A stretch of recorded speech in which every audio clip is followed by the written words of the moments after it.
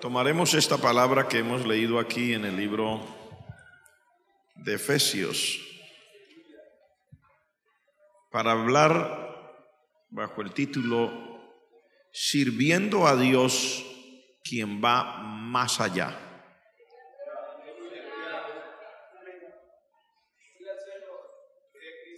El entendimiento del ser humano y también el alcance y el control que tiene cada uno como persona está limitado. Y tenemos el derecho a imaginarnos cosas buenas. Por lo general, todos tenemos esa imaginación de cosas buenas, añoramos cosas buenas, nos planteamos cosas buenas. Y gracias al Señor porque eso viene de parte de Dios. El imaginarnos cosas buenas viene de parte de Dios. Porque todo don perfecto, dice la palabra, desciende de lo alto. Además dice, Dios es el que produce en vosotros así el querer como el hacer. O sea, estas cosas buenas que nacen en el corazón del ser humano y que se comienzan a tener como una añoranza y un deseo profundo, viene de parte de Dios, porque de hecho Dios nos creó a su imagen y semejanza y para que viviésemos en su bendición. Fue el pecado desde nuestros primeros padres que estropeó el plan de Dios. Pero el ser humano siempre sigue soñando con cosas buenas, aún en lo secular. Aunque haya mucha maldad y aunque haya mucho pecado, porque lo hay, realmente lo hay.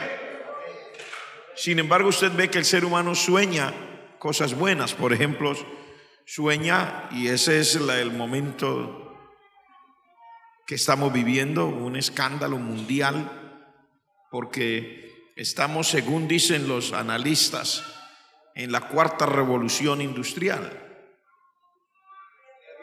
Que en este momento la sociedad está a punto de dar un vuelco más. Los científicos del mundo y los tecnólogos del mundo se han unido y está a punto de cambiar otra vez todo el sistema en que se mueve la sociedad en términos de industrialización. Entonces, ya en este momento se está planteando otras cosas. Por ejemplo, que aún la mensajería que hacemos, y sobre todo en los países industrializados, lo comenzarían a hacer maquinitas que le llamamos robots.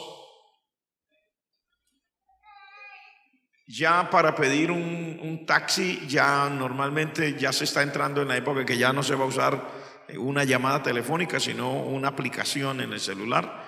Para pedir una comida, una aplicación en el celular, y una maquinita le puede traer la comida hasta su casa y traerá la misma maquinita, una cuestioncita donde usted ponga la tarjetica del débito o de crédito y de una vez pagó y la maquinita le soltó la comida, etcétera.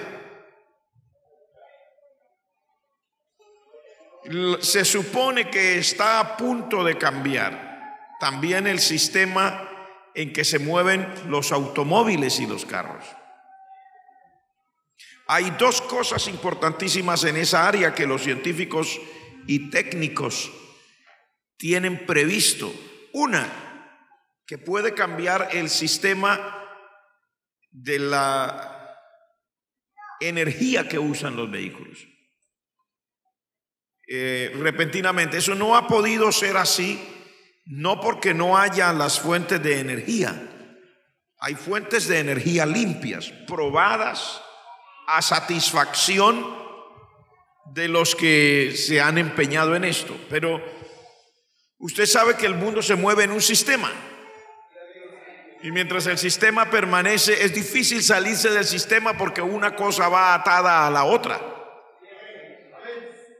Entonces, los gobiernos y las grandes compañías privadas tienen un dineral invertido en producir las energías que estamos usando hasta ahora, las que dicen ellos, o ellos no quieren decir, pero otros científicos lo dicen, que es lo que ha ayudado mucho a dañar todo el clima y el ambiente. Entonces, en este momento el petróleo, que es la fuente de energía que usamos para el combustible de las máquinas, automóviles, y aún mucha energía para electricidad se produce con petróleo, se ha caído por debajo de los $30 el barril, cuando hace no mucho estaba a $100. Entonces, el mundo está asustado y los mercados bursátiles mundiales en la China, en Europa y en Estados Unidos, eso dan unos picos de subida y bajada, pero una cosa aterradora. En la China han llegado a cerrar por orden del Estado. Hoy las transacciones bursátiles se cerró así por una orden de tantos bandazos que da las transacciones, y el mundo está nervioso.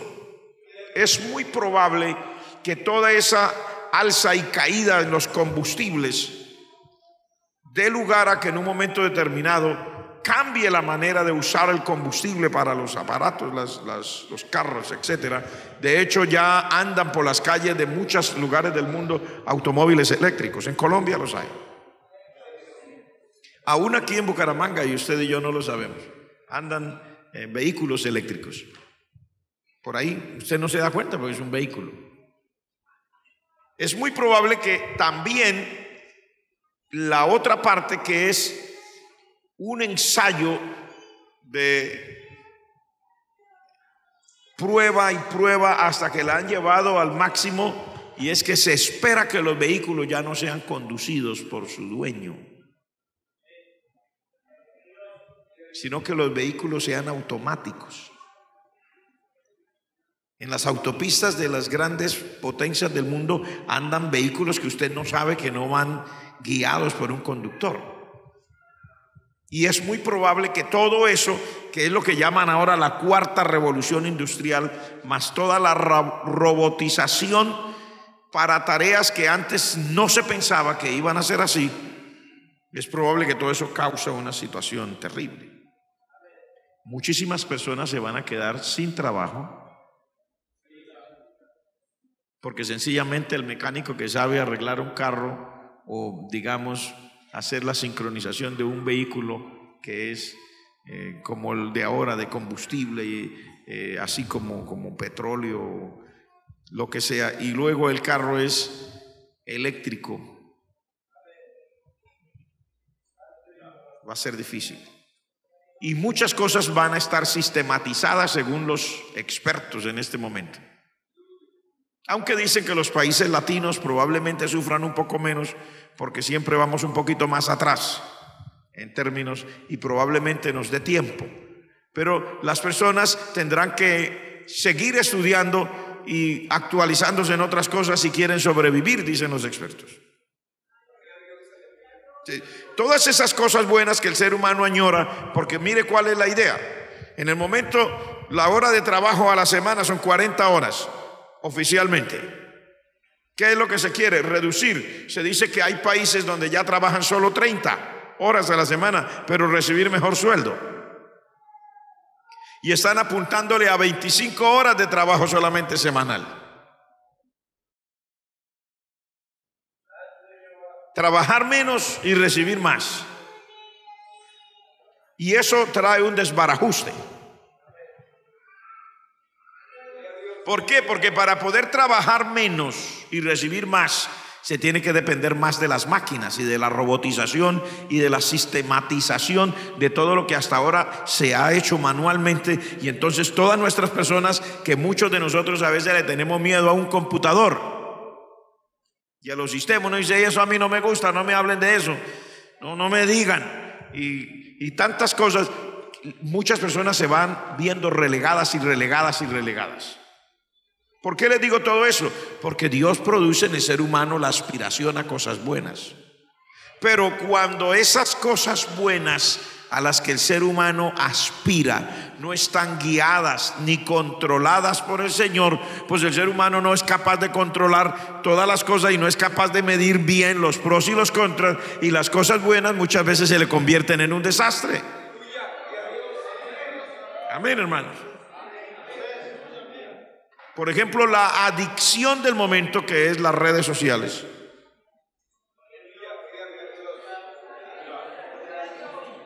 Es la adicción del momento, las redes sociales.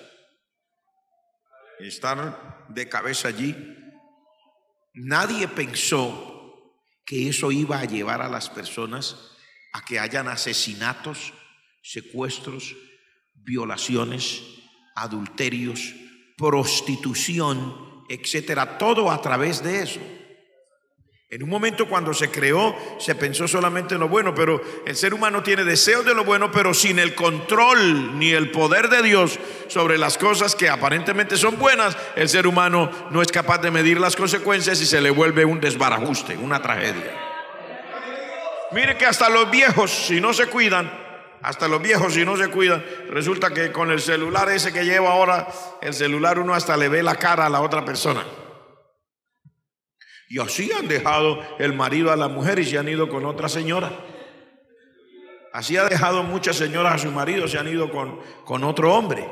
Así se han echado a perder muchas muchachas y muchachos en una vida licenciosa sin control, en una vida de pecado, de maldad. Así se ha hecho una cantidad de desastres. ¿Y por qué le estoy trayendo esto acá? Porque ahora estamos hablando de algo diferente. Dice aquí: y a aquel que es poderoso para hacer todas las cosas mucho más abundantemente de lo que pedimos o entendemos, según el poder que actúa en nosotros. Nos está describiendo a un Dios que va más allá, con una gran diferencia. Él sí lo sabe todo, y Él sí tiene el control, y Él sí tiene el poder. Gloria al nombre del Señor. Cuando Dios hace algo, y mire que dice que hace más allá, dice, Él es poderoso para hacer mucho más abundantemente de lo que pedimos o entendemos. O sea, Dios va más allá de nuestra imaginación de cosas buenas. Pero las cosas buenas de Dios son mucho mejores que las cosas que el ser humano piensa que son buenas según su cabeza. ¿En qué piensa el ser humano que es bueno? Es bueno si como dicen ahora, si puedo trabajar menos horas y ganar más sueldo. Eso es lo que piensa que es bueno. Es bueno si puede vivir una vida más desordenada, corriendo menos riesgos. Entonces se crea, viva una vida de prostitución, viva una vida de adulterio, viva una vida de inmoralidad sexual, y tranquilo que mire, le tenemos el remediacito para que no se contagie, para que no le pase nada, cuando la verdad no es cierto. Eso es lo que el ser humano piensa, cosas buenas. Pero ¿qué piensa Dios cuando dice que Él hace mucho más abundantemente de lo que pedimos o entendemos? Que Él va más allá en las cosas buenas de Él. Él está pasando por encima de lo que es la tragedia del ser humano, y por encima de las pasiones desordenadas, pecaminosas, que incitan al ser humano a la maldad, y está llevando con sus cosas buenas al ser humano a recibir la bendición eterna, a recibir lo que es espiritual, a recibir lo que enaltece el espíritu del ser humano, que lo ayuda, que lo fortalece, que lo lleva a la rectitud, que lo lleva a caminar una vida que es agradable a Dios y también agradable para ellos. Es la gran diferencia. Cuando el ser humano piensa en cosas buenas, muchas veces se ha equivocado. Por ejemplo, creamos los carros y es una bendición. Creamos las motocicletas, es una bendición, un medio de transporte. Creamos también los aviones, es una bendición. Pero los carros se accidentan, los aviones se estrellan, las motocicletas se convirtieron en una tragedia por las calles. Parece que cuando las personas usan la motocicleta, no todos, pero una cantidad de personas, parece que sienten un golpe de adrenalina repentino y se olvidan que van por las calles y juegan en medio de los carros, tal vez imitando los videojuegos o no sé qué cosas imitarán, y luego todos los días usted tiene accidentes, muertos, y los programas de salud del Estado no alcanzan realmente a cubrir. Por eso las motocicletas prácticamente pagan por un seguro obligatorio para atención de accidentes, pagan más costoso que los vehículos. Una motocicleta pequeñita puede pagar lo que paga un automóvil grande, un automóvil costoso. ¿Por qué? Porque lo que el ser humano hace que parece bueno, de todas maneras no es tan bueno. Está fuera del control del ser humano para que eso funcione realmente para su bendición. Pero lo que Dios hace, cuando Él va más allá, yo le voy a dar un ejemplo. En el libro de San Lucas, en el capítulo 15, nos habla la palabra de Dios de un padre que tenía 2 hijos.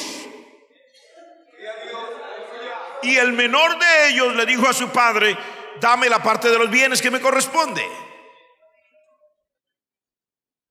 Y el padre tuvo que repartir la herencia y decirle al hijo: esta es la parte que te corresponde. Y dice, yéndose el hijo menor con ese dinero en su mano, dice, se fue lejos a una provincia apartada, y allá vivió perdidamente y dilapidó los bienes, acabó con lo que le dieron, con la herencia, y terminó sirviendo como jornalero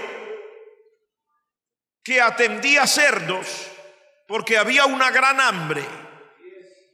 Anhelaba comer de las algarrobas que le daban a los cerdos, pero nadie le daba.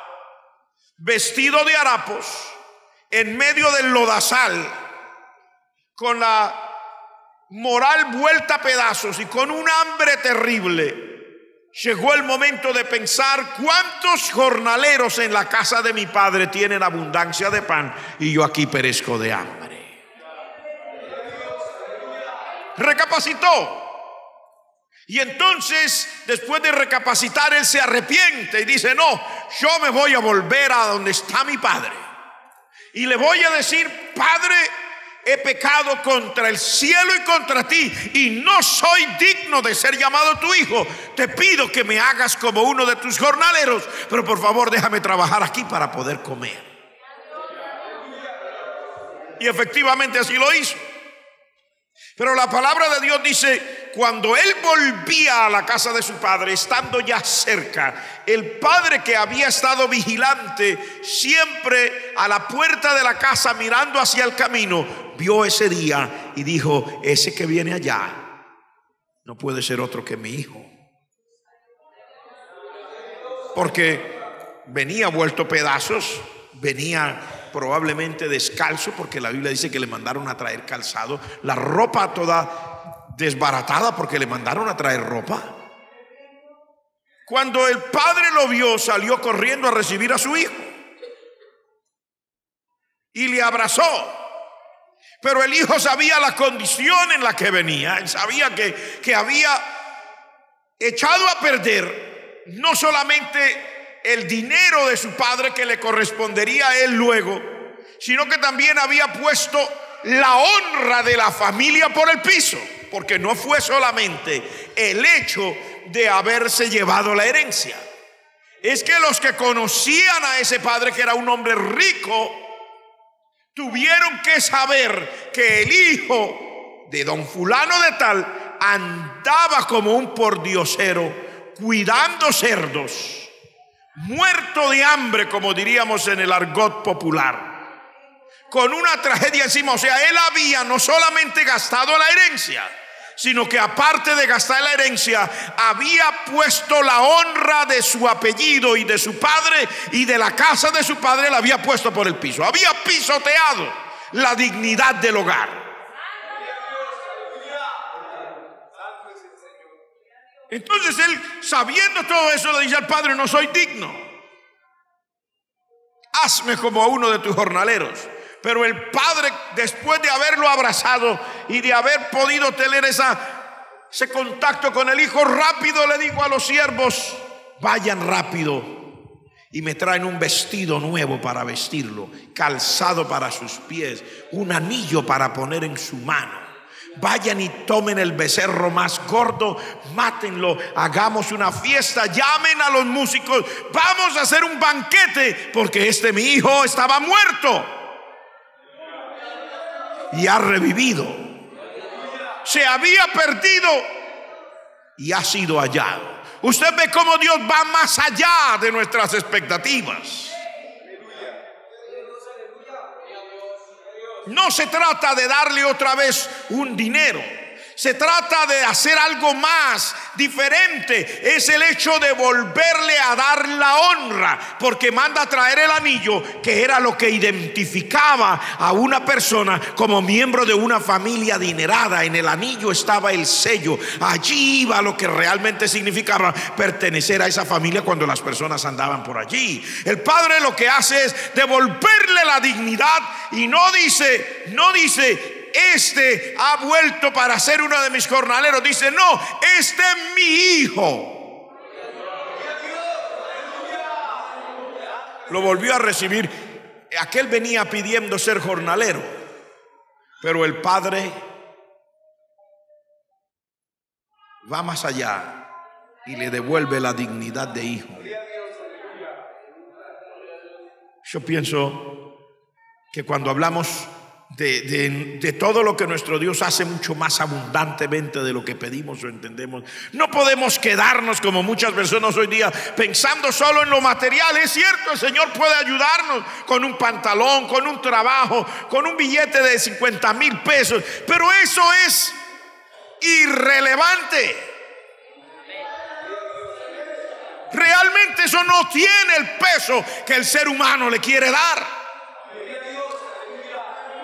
Lo que pesa en esto es que el padre quiso darle a este hijo esa dignidad de perdonarlo y devolverle la posición espiritual que este hijo necesitaba, para que ya no anduviera más lleno de harapos, ni hediondo, ni descalzo por las calles, siendo una vergüenza, sino que él vuelva a ser una persona que puede levantar su cabeza y decir: soy hijo de mi padre. Esas son las cosas que Dios hace, mucho más abundantemente de lo que pedimos o entendemos.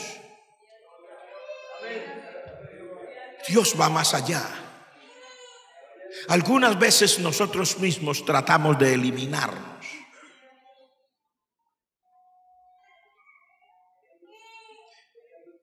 Con el transcurrir del tiempo, usted como creyente podrá ver que hay personas que lamentablemente por un descuido de la vida espiritual caen enredados en las cosas de la vida y el pecado, que desmoraliza a cualquiera.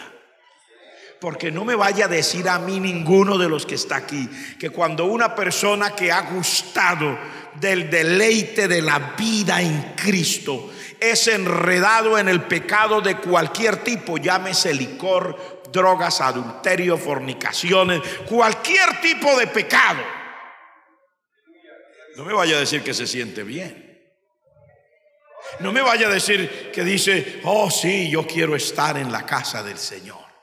Oh sí, yo quiero alabar a Dios. No, le da vergüenza con Dios, como le dio vergüenza al hijo pródigo. Y se arrodilla y no se atreve a hablar. Y si usted lo pone a dirigir una oración y le dice: diríjanos en una oración, la persona va a sentir que se le pega la lengua al paladar. No encontrará qué decir, porque su conciencia le dice: no tiene derecho a decir mucho ni a pedir mucho. Esa es la realidad. Eso es lo que le pasó al hijo pródigo. Pero le damos gracias al Señor, que el Señor hace más allá para libertar al ser humano de su condición y para devolverle al ser humano su dignidad, para que se rompa con el barro y la suciedad de esas porquerizas donde solo habían cerdos.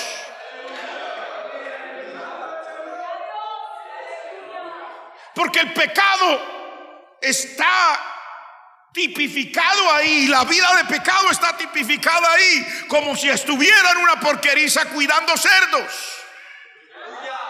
maloliente, en el fango.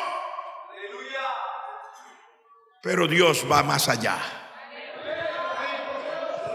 Dios dice: si alguno hubiere pecado, abogado tenemos para con el Padre, a Jesucristo el justo. A Jesucristo el justo. Las personas, después de haber caído en la desgracia espiritual, se desmoralizan.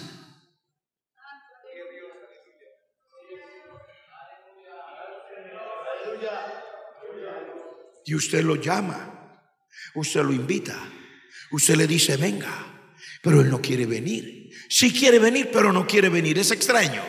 Quiero venir porque por dentro siento, como dice el Salmo 42, fueron mis lágrimas mi pan de día y de noche, mientras me dicen todos los días: ¿dónde está tu Dios? Porque siente una angustia que lo va a matar. Después de conocer a Cristo, ser separado de la comunión con Dios por causa del pecado se convertirá en una tragedia, como lo dice en ese salmo, como lo dice el Salmo 51. Sin embargo, la persona queda desmoralizada, y aunque quiere, al mismo tiempo no quiere. ¿Por qué? Siempre el que tiene esa tragedia, si el pastor o un diácono o un hermano muy querido, amigo de él, lo llama y le dice: vamos, hagamos el esfuerzo, el Señor le ama, la persona le dice: no, es que yo voy y todos me miran. Yo vi que todos los hermanos me estaban mirando. Y cuando el pastor estaba predicando así, usted no lo vio que hacía así, me mostraba, era a mí. El dedo acusador de la conciencia no cesará. Sentirá las miradas de miles de ojos sobre sí mismo. Sentirá tal vez el dedo del predicador al predicar. Y no sé de qué otra manera decir, la persona se siente, quiere, pero se siente desmoralizada.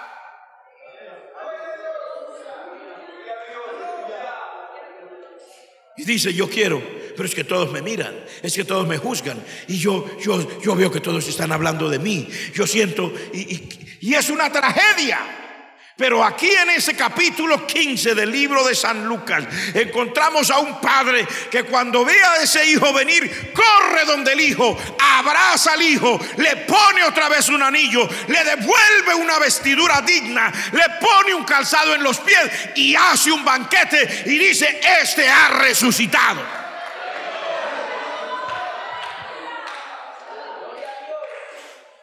Yo creo que Dios, cuando puso sus ojos sobre nosotros, como dice el cántico, Dios no nos trajo hasta aquí para volver atrás. Él no nos llamó para dejarnos tirados en la mitad del camino. Él dice: el que me busca, me halla. Ahora la tragedia es cuando el ser humano deja a Dios. Dice: pero si me dejareis, yo también os dejaré.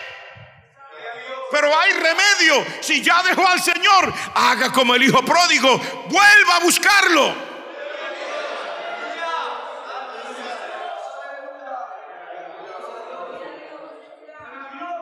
Alabado sea Dios. ¿Está usted aquí en esta noche? Luego encontramos otra parte. No sé si usted habrá leído, pero por allá en el libro de Primera de Crónicas, en el capítulo 17, encuentro una palabra tremenda. Aparece la historia de David cuando él quiere construir una casa para Dios, y él le llama al profeta Natán y le dice: mira que yo vivo en casa de cedro y el arca de Jehová está bajo una tienda, y yo no puedo concebir eso. Yo quiero hacer una casa para Dios. Y el profeta le dijo: pues haz todo lo que está en tu corazón, porque Jehová está contigo. Pero esa noche Dios vino donde el profeta y le dijo: así no era, tú no me preguntaste, tú te equivocaste. Te levantas y vas otra vez allá en la mañana y le dices a mi siervo David que yo sí he estado con él en todo, que yo lo he librado y he derrotado a todos sus enemigos delante de él, que yo he hecho con él maravillas, que lo saqué de detrás de las ovejas y que no ha habido, o sea, ninguna cosa que yo no haya hecho por él. Pero tienes que decirle que él no me puede hacer una casa a mí.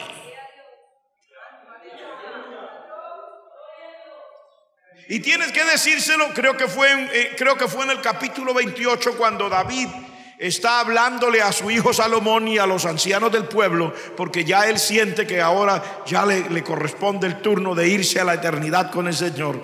Le está diciendo a la gente, le dice: pero Dios me dijo, tú no me edificarás casa porque has sido un hombre de guerra y has derramado mucha sangre. En esa ocasión el profeta viene a traer el mensaje de Dios y lo que Dios le dice: tú no puedes hacerme una casa a mí, porque yo jamás le pedí a nadie que me haga una casa.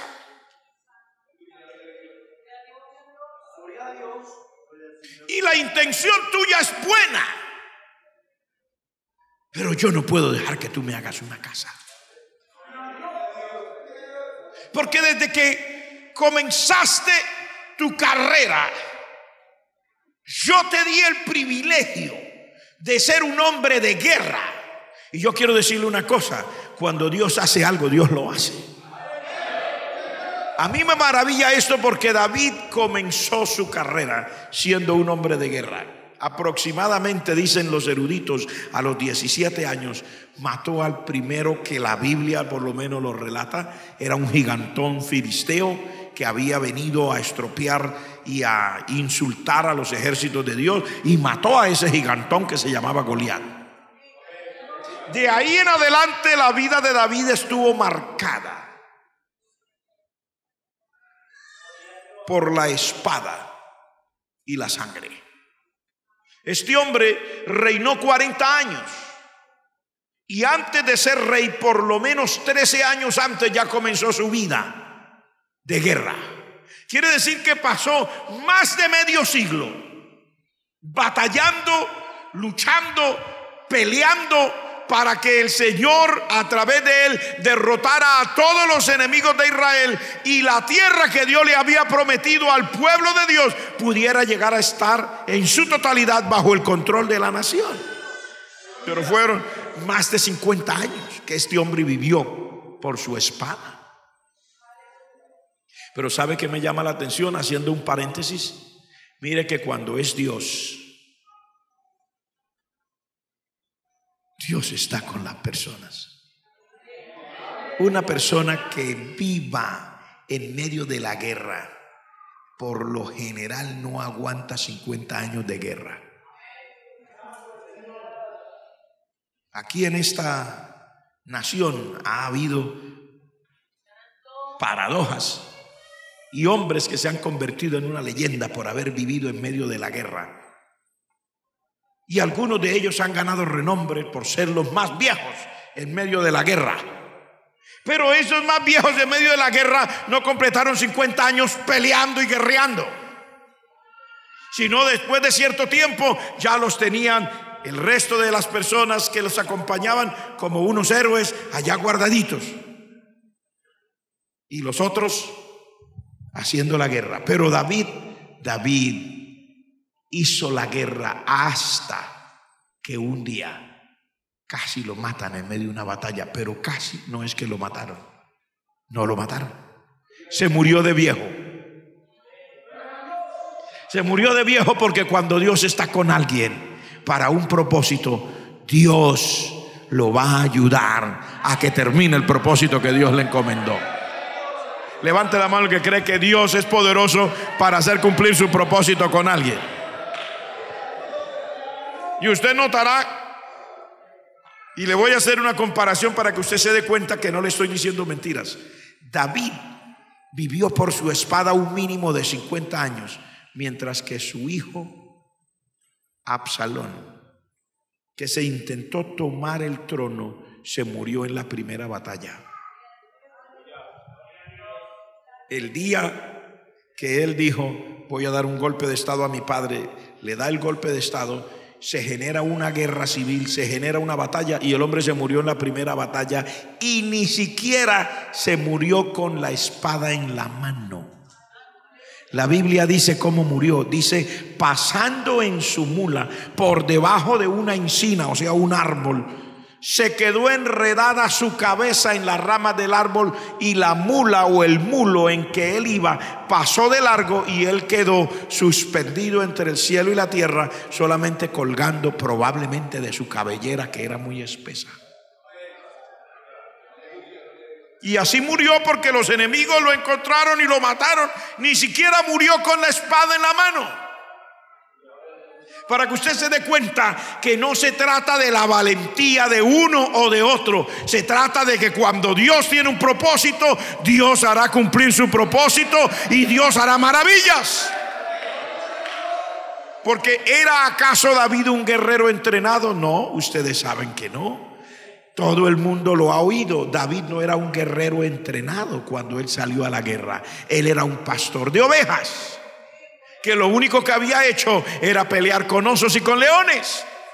Ni siquiera sabía usar la armadura, no sabía usar muy bien la espada, no tenía práctica con la lanza. Pero cuando Dios ha llamado a alguien para un propósito, Él es poderoso para cumplir ese propósito. Pero siguiendo y volviendo al cauce de lo que estamos, cuando David viene con esta petición que quiere hacer casa para Dios, Dios le dice: no, tú fuiste un hombre de guerra desde tu temprana juventud, no puedes hacerme una casa. Pero Dios va más allá. Él quiere construir una casa, pero mire lo que Dios hace en ese capítulo 17 de Primera de Crónicas. Dios le dice: pero un hijo tuyo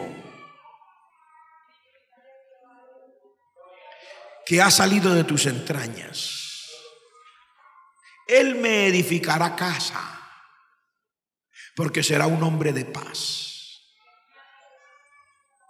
Y le dijo más: y yo lo pondré sobre mi trono y sus descendientes, y su trono será eterno. Y le habló hasta la llegada del Mesías, hermano. Si David viene por querer hacer un templo y Dios le habla: no, no puedes hacerme el templo, pero te convierto en parte de la genealogía del Mesías. Te convierto en aquella línea, aleluya, de mesiánica, donde va a venir el Mesías, y el trono tuyo se perdurará aún en el Mesías, porque será un trono eterno. ¿Se da cuenta? Que lo que Dios hace va más allá, porque David viene por construir una casa, y allí en ese momento es que se conforma o se da el famoso, así llamado por los eruditos, el famoso pacto davídico. Es ahí en el momento que David quiere hacer una casa, cuando Dios le niega y le dice: no puedes hacer la casa. Ahí es que Dios hace un pacto con David. No fue David que hizo un pacto con Dios, fue Dios que hizo un pacto con David.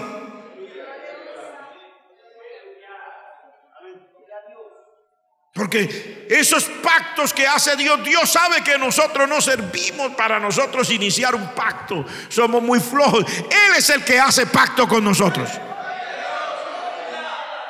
Nosotros también estamos bajo un pacto. Y la Santa Cena, por eso es tan importante la Santa Cena. ¿Usted sabe lo que es la Santa Cena? La Santa Cena es el recordatorio de un pacto que Dios ha hecho con nosotros, con la iglesia.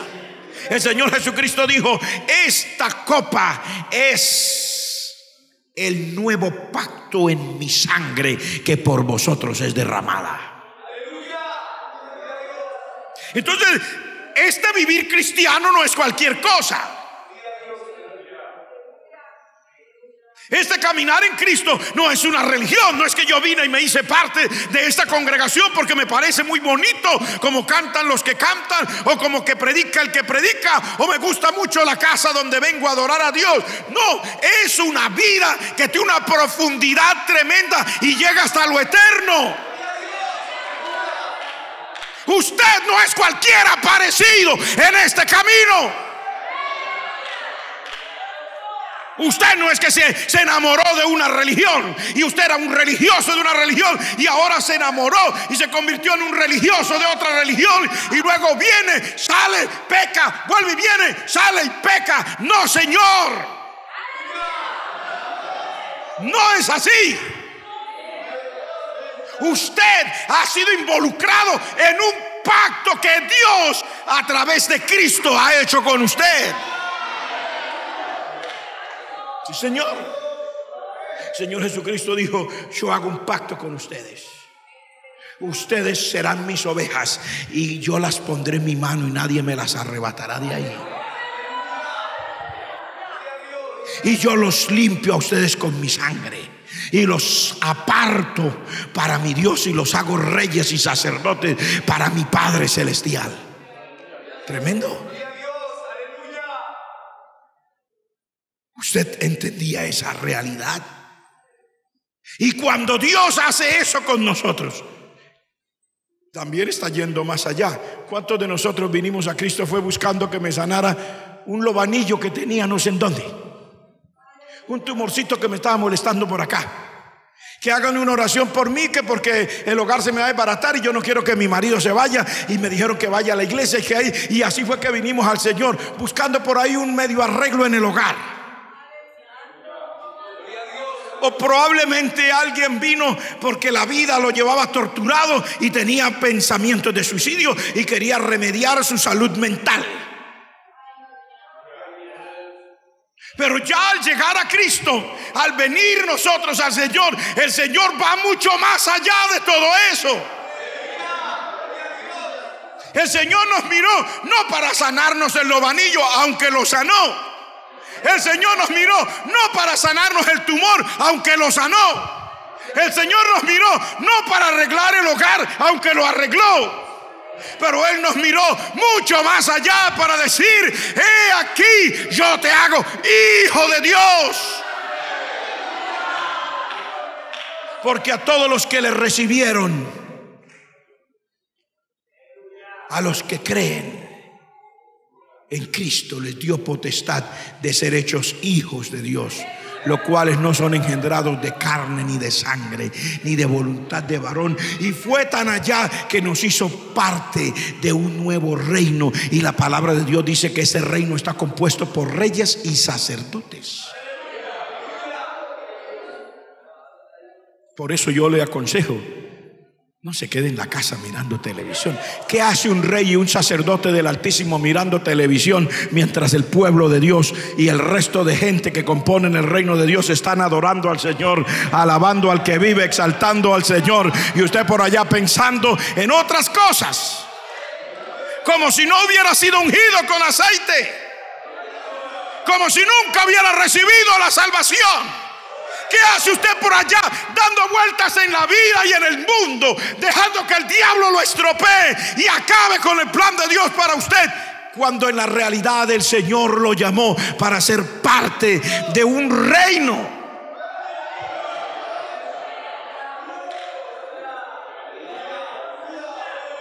Como dice en el libro de Primera de Reyes, de Pedro, que nosotros somos real sacerdocio, nación santa, pueblo adquirido por Dios. Somos mucho más, porque Dios va más allá. Somos mucho más de lo que se ve a simple vista. Por eso es que cuando usted se ha atrevido en fe a orar por los enfermos, se han sanado los enfermos.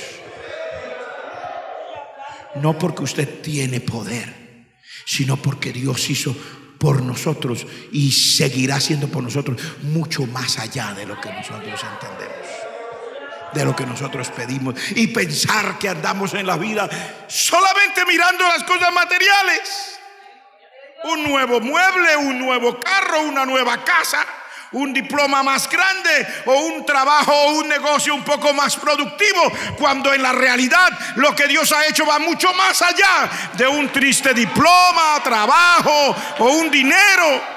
El diploma es bueno, Yo le aconsejo a toda mi gente: estudie y capacítese, pero sepa usted que lo que Dios ha hecho va mucho más allá del dinero, del apellido, de la clase social, de la capacidad económica. Va mucho más allá de todo ese entendimiento humano que nos deja a veces como viendo estrellitas, distraídos en la vida.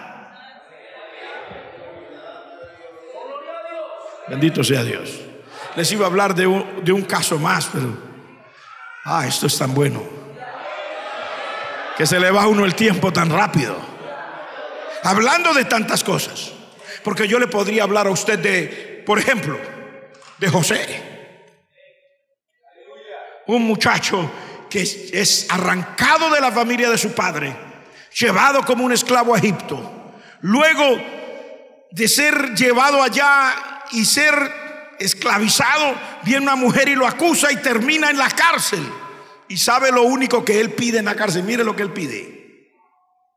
Le dice el día que le interpreta el sueño a aquellos oficiales de Faraón, cuando él se da cuenta que uno de ellos va a vivir porque el otro tenía que morir, le dice: acuérdate de mí cuando salgas de aquí, acuérdate que yo te interpreté el sueño y hazme sacar de aquí, porque yo no he hecho nada que merezca estar en esta cárcel. Yo fui hurtado de la tierra de los hebreos, o sea, yo fui secuestrado por mis hermanos y luego vendido como esclavo, y hace tantos años que no veo a mi padre.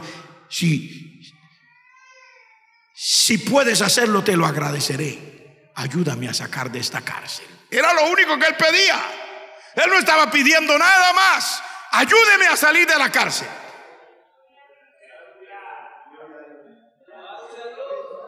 Pero Dios siempre va más allá. Él está pidiendo que por favor lo saquen de la cárcel, pero un día Dios dice: tiempo de que salga de la cárcel. Entonces Faraón tuvo un sueño que nadie podía interpretar.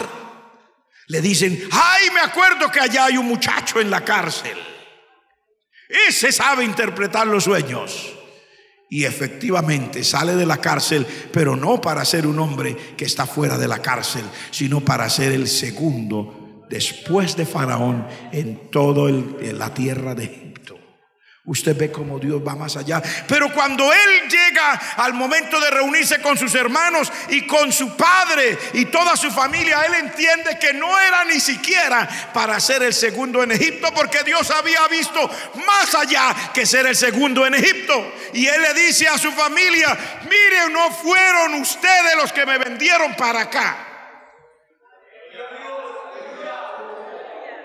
fue Dios, dice. Y ni siquiera es para que yo fuera el segundo en Egipto, sino que me puso aquí para poder preservaros para vida y para que el pueblo de Dios siga adelante en el plan y el propósito que Dios tiene preparado, porque no nos podíamos morir de hambre allá en Canaán. Era más allá todavía que ser el segundo en Egipto. Se trataba de mantener al pueblo de Dios con vida. Y yo les podría seguir hablando de tantos y tantos en la palabra de Dios, pero el tiempo no me alcanza. ¿Qué haremos con el tiempo? Pero ¿cuántos de nosotros decimos: gracias, Señor, por lo que tú haces? Y ya quiero cerrar, porque el último verso dice: a Él sea gloria en la iglesia en Cristo Jesús, por todas las edades, por los siglos de los siglos. ¿Sabe qué es lo que está diciendo aquí? Hombre, al enterarnos de todo esto, como Dios hace mucho más allá de lo que uno entiende, de lo que uno puede pedir, ¿cómo no procuraríamos a través de nuestra vida, nuestros actos y personalmente también en nuestra voluntad, darle la gloria al Señor? No por un día, dice por los siglos de los siglos.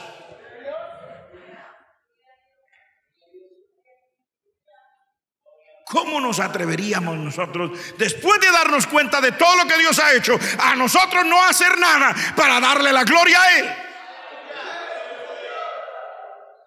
¿Cómo se quedaría la iglesia muda, callada, cuando se trata de hacerlo con la boca, pero también inerte cuando se trata de actuar para la gloria de Dios. ¿Cómo se dejaría la iglesia dejar que el pecado la arrastre y que llegara el nombre del Señor a ser siempre blasfemado y que la gente toda se burlara y que las personas todas dijeran: eso no es cierto, no es verdad? Porque nosotros con nuestra vida, con nuestra conducta y con nuestra manera de vivir no glorificáramos a Dios. Porque nos dejáramos arrastrar de las tendencias, de las pasiones, del estilo de vida de un mundo que no conoce a Dios. Y entonces dejáramos también aún de congregarnos, y dejáramos al congregarnos de darle la gloria al Señor, y asistiéramos a la casa de Dios como si esto fuera un show para saber: oh, el predicador hoy estuvo excelente, me dieron ganas de decir gloria a Dios. Cuando resulta que uno no dice gloria a Dios por el predicador, uno dice gloria a Dios porque la gloria es para Dios, haya predicador o no haya predicador. Porque si el predicador nos trae una palabra que me toca el corazón, pues sí, hay que dar gloria a Dios. Pero si no hubiera predicador, de todas maneras el Señor es el que lo ha hecho todo por mí, siempre debo darle la gloria a Él. Nosotros siempre decimos: es que tal día yo no siento levantar la voz, yo no siento decirlo duro, yo no siento levantar las manos, yo no siento postrarme como los 24 ancianos, yo no siento. Pero ¿cómo dejaría la iglesia de darle gloria a Dios? Primero con una vida, con una conducta donde el Señor se sienta que de verdad usted y yo lo estamos agradando. Y luego, al reunirnos como iglesia, también dejar de darle la gloria al Señor solo porque decimos que nos sentimos, mientras el Señor sigue haciendo más allá de lo que nosotros hemos pedido. Nos libertó, nos sacó del pecado. Y no solamente nos libertó y nos sacó del pecado, nos ha mantenido hasta hoy y nos mantendrá hasta el final. Nos ayudará hasta el final. ¿Y cómo no darle la gloria al Señor? Ahí dice: a Él sea gloria en la iglesia, en Cristo Jesús, por los siglos de los siglos. O sea, hoy hay que darle gloria a Dios con mi manera de vivir y también con mi boca cuando yo me encuentro con los demás hermanos. Pero mañana todavía tendré que darle gloria al Señor con mi manera de vivir y también con mi boca. Y pasado tendré que hacerlo de nuevo. Y la otra semana tendré que hacerlo. Y el otro mes tendré que hacerlo. Y cuando suene la trompeta y vayamos subiendo con Cristo Jesús, todavía tendremos que hacerlo. Cuando vayamos volando, atravesando las nubes, la iglesia todavía tendrá que gritar: gloria a Dios, porque el Señor nos rescató.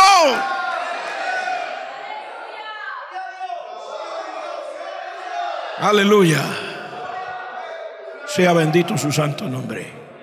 Es hora de decirle al Señor: Señor, heme aquí. Si usted quiere.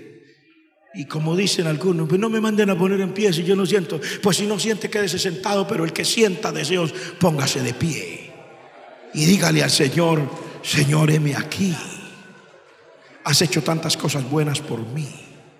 Yo quiero darte la gloria con mi vida como parte de la iglesia en Cristo. Dígaselo. No espere mi oración, porque es el otro problema de nosotros. Esperamos a que lo hagan por nosotros. No, es el Señor quien me ha rescatado. Yo sabré si tengo que darle la gloria o no.